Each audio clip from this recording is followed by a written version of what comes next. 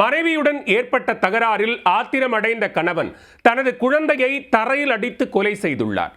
பிறந்து 18 நாட்களே ஆன ஆண் குழந்தை பரிதாபமாக உயிரிழந்துள்ளது. ஒரு நொடியில் கட்டுப்பாட்டை இழந்த தந்தை கொலைகாரராக மாறியிருக்கிறார். நடந்தது என்ன?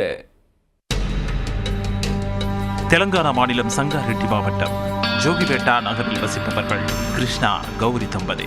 இவர்களுக்கு திருமணம் முடிந்து 2 ஆண்டுகள் ஆகிறது. நிறை மாத கர்ப்பிணியாக இருந்த கௌரிக்கு கடந்த 2ஆம் தேதி அழகான ஆண் குழந்தை பிறந்திருக்கிறது. கௌரி கர்ப்பமாக இருந்தபோதே கணவன் மனைவியிடையே கருத்து வேறுபாடு ஏற்பட்டு அடிக்கடி சண்டை நடந்திருக்கிறது. குழந்தை பிறந்து மருத்துவமனையில் இருந்து வீட்டிற்கு வந்த பின்னரும் கணவன் மனைவியிடையேயான பிரச்சனை நிற்கவில்லை, தொடர்ந்திருக்கிறது.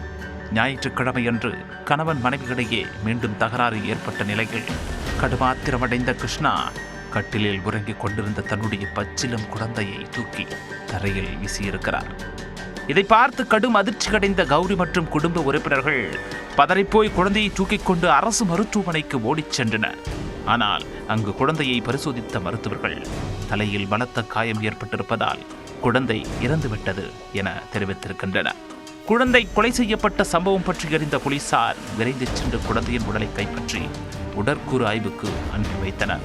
குழந்தையை கொலை செய்துவிட்டு தலைமறைவாக இருக்கும் கிருஷ்ணாவை போலீசார் தீவிரமாக தேடி வருகின்றனர்.